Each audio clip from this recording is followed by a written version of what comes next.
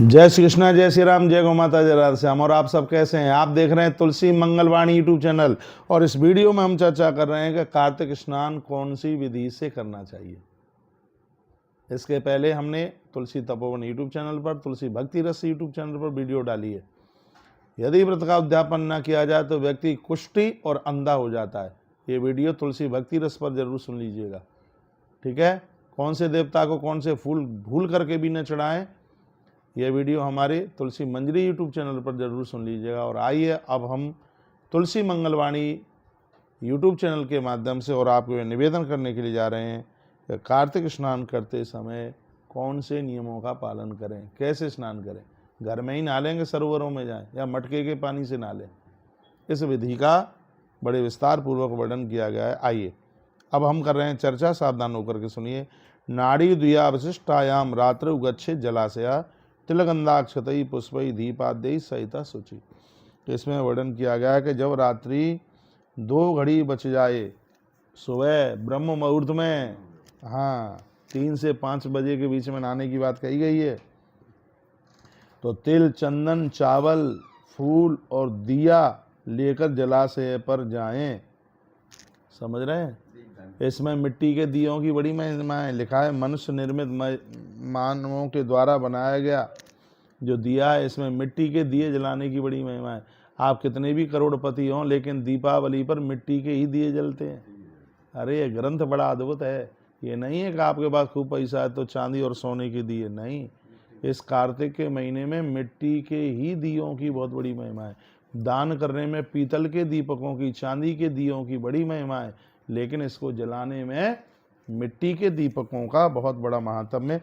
आज पूर्णिमा है, पूर्णमासी के दिन रुई के दान का बहुत भारी महात्म्य है। इसी ग्रंथ में लिखा हुआ है जो रुई का दान करता है उसे जिंदगी में कभी कुष्ठ रोग नहीं हो सकता। इसी ग्रंथ में लिखा हुआ है। तो आज है पूर्णिमा और प्राय आज से ही स्नान आरंभ हो जाता है, लेकिन जिनकी पूर्णिमा छूट गई है तो वो कार्तिक की प्रतिपदा से बड़ी सावधानी पूर्वक स्नान करें। वो सब बातें इसमें लिखी गई हैं। और आइए मैं उसी की मैं आपसे चर्चा कर रहा हूँ। मानसे देव खाते च नद्याम नदुष्संगमे क्रमादस गुणम स्नानम तीर्थे अनंत फलम स्मृतम। इस श्लोक का व्याख्यान जरूर सुनिएगा। कहा गया है देवताओं के द्वारा निर्मित जलाशय, नदी, 2 नदियों के संगम, इन सबों में क्रमशः उत्तरोत्तर 10 गुना पुण्य प्राप्त होता है फल। आप घर पर नहाते हैं, इससे ज़्यादा जलाशयों में, जलाशयों से भी ज़्यादा नदी में, और नदी से भी ज़्यादा जहाँ 2 नदियों का संगम है वहाँ पर स्नान करने से तत्काल 10-10 गुना फल उसका ज़्यादा हो जाता है। पहले स्नान करके आप संकल्प करें, तीर्थ आदि देवताओं को अर्घ्य प्रदान करें, ओमकार का जप करें, जल साई भगवान को नमस्कार करें, कहें कि हे प्रभु हमसे कोई चूक हो जाए तो उसको आप क्षमा करें। 4 नंबर का श्लोक है। ओम नमः कमला नाभा नमस्ते जलसायिने नमस्ते तुलसीकेशा ग्रहणार्थम नमस्तुते। स्नान करने से पहले जल के देवता हैं वरुण, उनको वंदन किया जाता है, प्रणाम किया जाता है। उनसे अनुमति ले करके ही आप स्नान कर सकते हैं। उनकी अनुमति के बिना आप नहीं जल को प्रयोग में ले सकते, उनसे अनुमति लें। बैकुंठनाथ प्रयाग बद्रिकाश्रम में भ्रमण करते हुए मेरे परमात्मा राजा बलि के यहाँ से आते हुए, और जब कार्तिक पूर्णिमा आती है तब वो अपने सीधे वहाँ धाम में पहुँचते हैं। तो प्रयाग आते हैं, वो भगवान बद्रीनाथ जाते हैं, भगवान द्वारका जाते हैं, भगवान वृंदावन और भगवान पुष्कर जाते हैं। इसलिए कार्तिक में इन तीर्थों की महिमा। अरे पद्म पुराण में तो ये लिखा है कि कोई पुष्कर में 1 रात्रि रुक करके भोर में स्नान करके आ जाए, उसे 12 साल कार्तिक नहाने का फल प्राप्त हो जाता है। इतनी बड़ी महिमा इस ग्रंथ में पुष्कर की लिखी है। और जब से भदौरिया जी ये बात हमने पढ़ी है, हमारे पास समय नहीं होता तो भी हम पुष्कर जरूर जाते हैं। जब से बात पढ़ी है तब से ही पुष्कर जाना शुरू कर दिया। इतनी बड़ी महिमा, इतना बड़ा महात्म्य है। भगवान को प्रार्थना की जाती है, कहते भगवान आप मेरी रक्षा करें। इसमें भगवान दामोदर की कथा सुनी जाती है। उलूखल वंदन की जो लीला है ना भागवत जी में, वो दामोदर भगवान की कथा, हाँ तो उसका वर्णन किया गया है। कार्तिक में भोर में जो स्नान करता है उसका यह लोक परलोक सब सुधर जाते हैं। इसमें कहा गया है कि भगवान को प्रार्थना करके और फिर इसमें भगवान को अर्घ दिया जाता है। तुलसी की पूजा इसमें सूर्य निकलने से पहले की जाती है। तुलसी की जो पूजा है इसमें सूर्य भगवान की किरणों को निकलने से पहले इसमें तुलसी की पूजा की जाती है। एक बात और सुन लो इसमें, देखिए रविवार के दिन जल नहीं चढ़ाते मैया जी में, मैं भूल गया कहने में, रविवार के दिन तुलसी नहीं तोड़ते हैं, लेकिन ग्रंथ कहता है कि रविवार के दिन माँ का यदि पूजन नहीं किया, यदि जल नहीं दिया तो आपका कार्तिक पूरा नहीं माना जाएगा। एक बार सभी भक्त सुनिए, ये बहुत मोस्ट बात है, बहुत जरूरी बात है।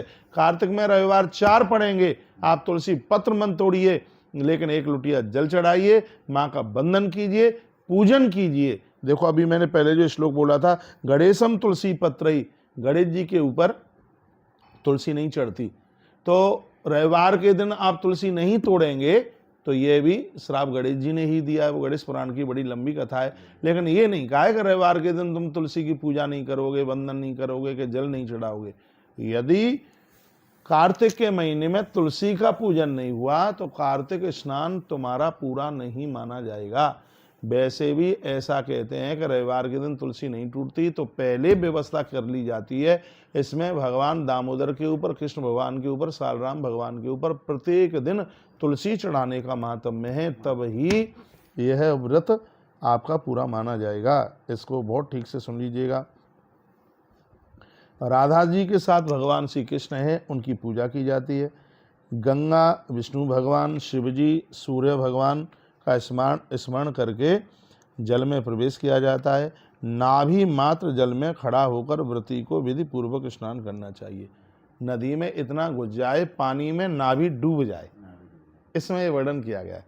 जब वो सरोवरों में स्नान कर रहा है तो इतना आगे चला जाए कि नारी के लिए घुटने के ऊपर पानी होवे, तो जलाशयों में प्रवेश करना उसके लिए मना किया गया है। तो नारी बैठ करके इतना पानी उसके कमर के ऊपर तक आ जाए कि नाभि उस पानी में, ये स्त्री पुरुष के लिए दोनों के लिए कहा गया है। कहा गया कि जलाशयों में, सरोवरों में जब आप स्नान करते हैं तो इतना पानी के अंदर धंस जाइए कि जब आप बैठ जाते हैं तो पानी आपकी नाभि को ढक ले, तो उस स्नान को बड़ा विशेष स्नान माना गया है। समझ में आ रहा है कि नहीं है? नहीं आ रहा? बिल्कुल बिल्कुल। तो इसमें कहा गया है कि व्रती को यह चाहिए कि उसकी नाभि तक पानी चल करके आ जावे, ऐसा वर्णन किया गया है। एक बार जयकारा लगाइए, बोलो भक्त वत्सल भगवान की जय हो, श्री हनुमान जी महाराज की जय हो। तो नाभि मात्र जल में नाभि ढक जाए, स्पष्ट ऐसा वर्णन किया गया है, तो वो जल में स्नान करे। इसका मैं एक श्लोक बोल दूं तो ज़्यादा बढ़िया लगेगा। हाँ, लिखा है, नाभि मात्रे जले तिष्ठन व्रती स्नान याद्या या विधि। ये इसकी ये विधि है कि नाभि पानी में ढक जावे और उस समय स्नान किया जावे, तो उस स्नान को बड़ा विशेष माना गया है। फिर कहा गया कि गृहस्थ को तिल तथा आंवले के चूर्ण से स्नान करना चाहिए। तिल आंवला का चूर्ण, लिखा है तिलाह आमलक चूर्णन ग्रही स्नानम समाचरेत। पूरा का जो मना किया होगा मैं अभी बता दूंगा, अभी सुन तो लो पूरी बात। तो उन्हें गृहस्थ को तिल तथा आंवले के चूर्ण से स्नान करना चाहिए। वानप्रस्थी और सन्यासी को मिट्टी लगा करके स्नान करना चाहिए, वर्णन किया गया है। सप्तमी, अमावस्या, दशमी, द्वितीया और नवमी को तथा त्रयोदशी को आंवले से स्नान न करें। ठीक है, ये आ गया 13 नंबर का श्लोक है। लिखा है, सप्तमी, दशमी, नवमी, द्वितीया या समी शिशु छ त्रयोदश्याम च न स्नान धात्री फल तिलेसा। वर्णन किया गया है कि सप्तमी, अमावस्या, दशमी, द्वितीया और नवमी को तथा त्रयोदशी को आंवले से स्नान नहीं करना चाहिए। ठीक है, आगे यहाँ तक बात समझ में। फिर क्या आ गया, पहले मल विसर्जन के लिए जाएं, उसके बाद में कुल्ला करें। ठीक है, उसके तत्पश्चात जल देवता को प्रणाम करें, फिर पानी में अंदर घुसें, नाभि तक पानी में बैठ करके फिर उन्हें स्नान करना चाहिए। ऐसा पौराणिक सिद्धांत है, ये वर्णन किया गया। स्नान के मंत्र नहीं आपसे आते हैं तो ऐसी ही नदियों का नाम ले लीजिए, देवताओं का स्मरण कर लीजिए, तो स्नान की महिमा बहुत ज़्यादा बढ़ जाती है। कार्तिक व्रत करने वाले लोग भगवान के दरबार में जाकर उन्हें सेवा मिलती है। लंबे समय के लिए वो भगवान के धाम में रहते हैं। कार्तिक मास में स्नान करने से पुरखे तृप्त हो जाते हैं, ऐसा वर्णन किया जाता है। पितृगण स्वर्ग में निवास करते हैं, ऐसा लिखा है। आप अपने पितरों के उद्धार के लिए भी स्नान कर सकते हैं। 21 नंबर का श्लोक है, यावंत कार्तिके मासी वर्तन्ते पितृ तर्पणे। स्पष्ट लिखा है तिलस्याद संख्याब्दानी पितरः स्वर्गवासिनः। पितर, इसमें लिखा है कार्तिक में जो तिल का दान करते हैं, कार्तिक में जो तर्पण करते हैं, ऐसे लोगों के पुरखे हैं पितरः स्वर्गवासिनः, उनके पितर हैं। हाँ, पूरा महीना ही होगा, इसमें पूरा महीना करें आप, कोई उसमें बहुत बड़ी विधि नहीं है। इसमें तिल का दान और तर्पण ये दोनों इतने ज़्यादा विशेष हैं कि जिससे पुरखे स्वर्ग में वास करते हैं। स्पष्ट लिखा है तिलस्यात् संख्यकाब्दानी। और देखो तिल का तुमने दान किया, तिल में जितनी संख्या है दानों की उतने लंबे समय के लिए पुरखे भगवान के धाम में वास करते हैं। तो ये कितनी बड़ी महिमा हो गई है भैया तिल के दान की, इतनी बड़ी बात। यावंत कार्तिके मासी वर्तन्ते पितृ तर्पणे तिल तत्संख्याब्दानी पितरः स्वर्गवासिनः। उन तिलों की जितनी संख्या है उतने लंबे समय के लिए पुरखे भगवान के धाम में वास करते हैं। तत्पश्चात पवित्र वस्त्र धारण करके फिर हरि की पूजा करें, भगवान की पूजा करें। फिर तीर्थ आदि देवताओं का स्मरण करके उनकी पूजा, चंदन फूल फलों से उनकी पूजा करें। कार्तिक मास में विधि पूर्वक स्नान करने वाले मुझ व्रती के द्वारा दिए गए अर्घ को वो प्रणाम करके कहता है, जो कार्तिक स्नान करता है, हे प्रभु मैंने अर्घ दिया है, उसको आप ये स्वीकार करें। ब्राह्मण के मुख से कार्तिक के महीने में कथा सुनने की बहुत बड़ी महिमा है। हाँ, उसका भी यहाँ वर्णन किया गया है कि यदि ब्राह्मण अव्यक्त रूपिणो विष्णु स्वरूपम ब्राह्मणा भुवि, इसमें लिखा गया है, कार्तिक मास में लिखा है कि ब्राह्मण स्वयं विष्णु स्वरूप है। इसमें लिखा है कि जब तुम ब्राह्मण के मुख से कथा सुन रहे हैं तो साक्षात भगवान विष्णु के मुख से कथा सुन रहे हैं। इसमें तो ये लिखा है कि इस महीने में आपने ब्राह्मण के मुख का दर्शन किया, साक्षात आपने भगवान विष्णु का दर्शन कर लिया। बहुत बहुत धन्यवाद। कुछ नियम हमने आपके बीच में कहे हैं, तो ये बात आपको बहुत अच्छी लगी होगी। और इस वीडियो की दक्षिणा यही है कि वीडियो को आगे भेजिए, जिससे और भी लोग लाभान्वित हो सकें। ऐसे ही हमारे साथ जुड़े रहिए। 9 नवंबर गोपाष्टमी महोत्सव गौतीर्थ तुलसी तपोवन गौशाला आप जरूर पधारिए। इन्हीं शब्दों के साथ जय श्री कृष्णा, जय श्री राम, जय गौ माता, जय राधेश्याम।